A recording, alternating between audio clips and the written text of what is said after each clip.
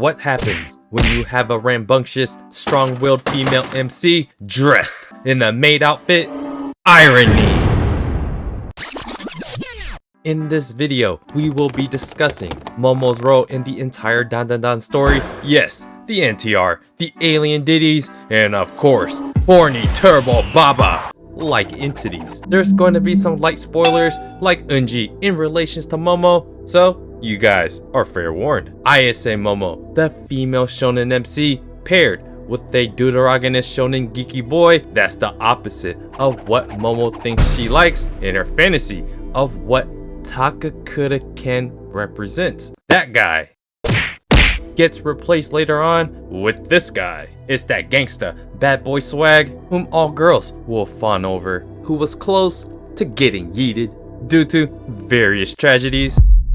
But it is this guy who she ultimately helps from being bullied, maybe even on a whim, is that Takakura Ken. That is, aka Okurin. Oh, how the stars align. From someone you grow to like and admire, where your last relationship was about domestic abuse. Momo is all about that gyaru type of swag with a side of maid, who has a very assertive personality that speaks her mind, except when it comes to Ken. That isn't afraid to take on big bad monsters herself, like against acrobatic Silky. That isn't afraid to kick the alien ditties back to the land of infinite baby oil. She has the personality type that one wouldn't think a boy like Takakura Ken would be able to handle, except that you can't deny who you end up liking, and when feelings mixed with pheromones are mixed together, you get this. When you tell your homies that their girlfriend or wife wears the pants in the relationship, they kinda live within this cognitive dissonance. That's Momo, a rarer breed of confidence, knows what she wants, and that she wants horny Turbo Baba Ken's golden balls. Except those balls are literally gone after Turbo Baba takes over Ken's body with Momo and Okurin, seemingly defeating her. In the process, the balls, they gone, yo. And that becomes a metaphor for Okurin to jumpstart his character development from geeky, nerdy, weird kid that gets bullied, has no friends, got that classic Asian bowl haircut, has like no confidence, except when it comes to the occult. Momo is literally everything that Takakura Ken needs to be. She is the shonen MC that Ken aspires to be. That's why he needs to reclaim his manhood, his golden single jingles. We are almost 200 chapters into the Dandadan story, and Momo doesn't exactly change that much as a character, but rather as a catalyst for unintended NTR-like moments for story and plot purposes. Her biggest growth will come from moments where she gets NTR'd by Okurin's NTR moments, due to the story and plot purposes as well. It's a big theme of back and forth ways to make one another jealous. Like this. And then this. And also like this. From the Okurin side, he carries the traditional shonen growth that we typically see in a story. That is Momo. She is the goal, along with the romance. Summarized by literally getting back his golden single jingles, and Momo becomes that guide to help him grow into a man, and in the process of bonding with Okurin through spirituality or by the occult, she ultimately realizes really soon that she actually likes him, the non-traditional average to below average boy that exemplifies the underdog. Don't get it twisted. When we read or watch Dandadan, we know that 100% Momo likes Okurin, and 100% Okurin likes Momo only. That much is clear until NTR. Here's this annoying, worst nightmare for average dudes bastard in Enjoji Jin, ex-Koibito, the antithesis to Okurin as the popular, funny, tall, handsome, and talented top 10% of guys that wants to swap body heat to body heat with your girl that you like. This is where Dandadan plays heavily into the oblivious girl trope. It's one where guys understand 100%, where girls will find a hard time understanding what's going on when guys are hitting on you, flirting, and doing whatever they can to go beyond the friend zone. Most girls will chalk this interaction up to these dudes just being nice guys. But like that one dude that Okuren had to uphold Momo's honor by almost giving him the business, a big proponent of any romance is jealousy. It's something that we all experience and we all want to throw it away like it's just some insecurity. But it's a process of becoming secure over time from your insecurity by building your confidence. That is Takakura Ken's character development. And that scene is exactly what Dandadan represents from a romance aspect. Momo is objectively not in the wrong due to her circumstances at the time being mentally jacked up from everyone's favorite beautiful spiritual boo-boo, Enrico Kashima. Gigi was the only one that could have helped there. So it's unintentional NTR by nature of the story. And it's the fact that Momo is precious to him. He wants to bang your girl, Ken. From female obliviousness to male obliviousness. One word, oblivious, means the same, but the experiences have its nuanced differences. While Momo's lack of awareness when it comes to Gigi or even Unji, she doesn't understand how that situation might make Ken feel, as Gigi is flirting with Momo with Ken just looking at them. And then there's another situation with Unji, where during that arc, when it was just Momo and Unji, it's all about how we, the audience, feels. Being from the outside looking in without Ken actually being there physically in the arc. Okuren has his fair share of a third wheel female entanglement with our favorite pink-haired heroine, Shiratori Ida. Check out my video about Ida, how Okuren has to deal with other guys trying to swap body heat. Momo may have an even bigger challenge in Ida, the popular delusional mean girl that comes to like this demon slave that's being manipulated by the queen demon of them all in Momo. After the most heartfelt episode of Dandadan with the acrobatic Silky situation, gaining Silky's powers and being saved by Okuren in the process, Ida has completely fallen in love with Takakura Ken. I mean, guys saving girls is the classic way to get girls to fall for you. And that kind of happened for Okuren as well. One trait we generally don't like in romances is when the heroine doesn't confess her true feelings, which leads to literally the entire relationship dynamic plots throughout Dandadan. Beyond beating up alien ditties, fighting weird spirits, and fluffy whatever the crap these things were that Momo and Unji fought. What I'm getting at here is that while Momo and Ken keep playing with each other, Ida is ready to put out.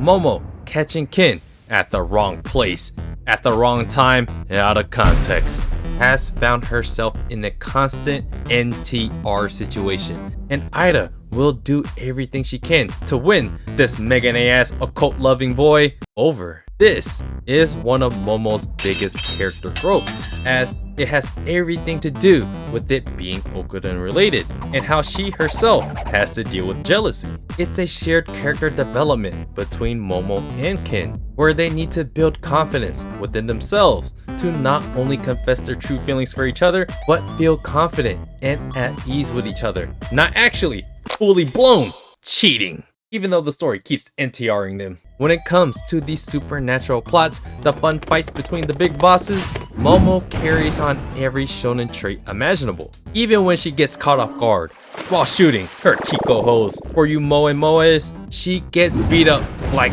a lot, but never backs down. And you know what happens at the end, she always finds a way. And whoever she ends up teaming up with, she ends up working well with. These characteristics are very natural for Momo as a character. When it comes to super climactic moments, she is always the spotlight, shared with Okuren at times, as he gets pushed, or more like yelled at, to become fully whole.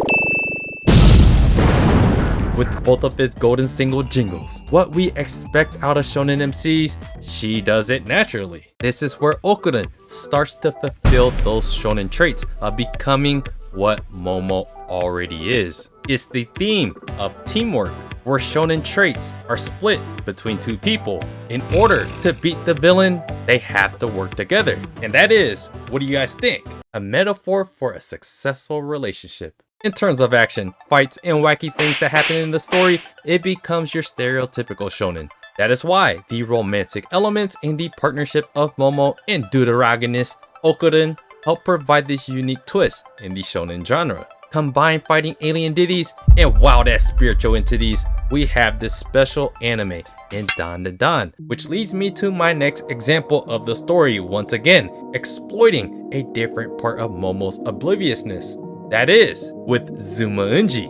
Momo gets NTR isekai'd into basically a board game, where they go through quests to fight the villain, in order for them to seemingly get out of the game, to reverse isekai. This arc is slightly different from the standpoint of Ken directly getting NTR'd compared to the GG situation, when Ken is actually just watching himself get NTR'd in front of him. From the reader standpoint, when Unji enters the picture, there is this sense of helplessness, which is an important part of NTR. That a potential platonic, not platonic, romance is building, that Yuki Nobutatsu is purposely leading us, the audience, to feel absolutely jealous over.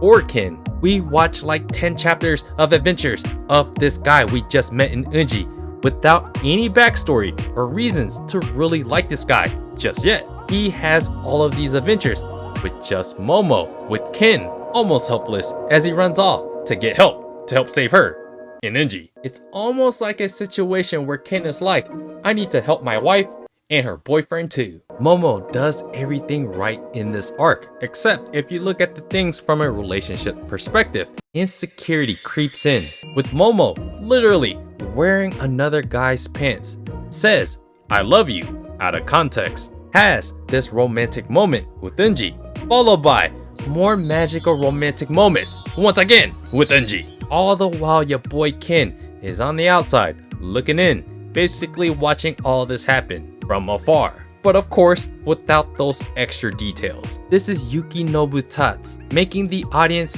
so jealous, which eventually leads to Ken to feel as secure as he has ever been. But this arc being explained will be for another video. During this arc, and especially after, Ken doesn't necessarily feel jealousy. It might be the arc where Ken builds his utmost security about himself and where he stands with Momo. The arc relies heavily within the projections of our own insecurity rather than Ken's. That is the dynamic storytelling point of that entire arc from that relationship aspect. At the end of the day, we really just want Momo to be a bit more self-aware when it comes to other dudes potentially wanting to commit skin-to-skin body.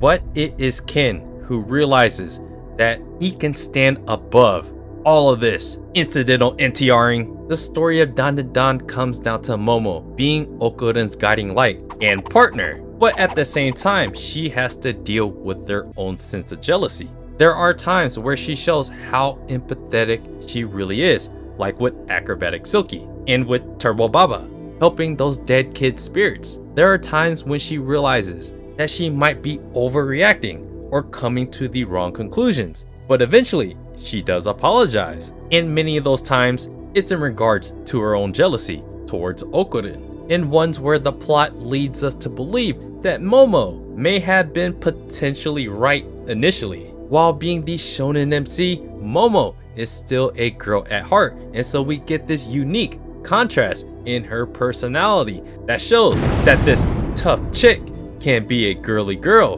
and delivers one of the cutest moments of the entire series as Momo works in a maid cafe. Momo's arubaito is strictly support her future man, the nutless golden single jingles of Okuren. It leads to everyone's heart being taken away by such a cute Kiko Ho! I mean, Yuki Nobutatsu could have given her any other power, but giving the nod to a fellow bald brother in Tenshinhan.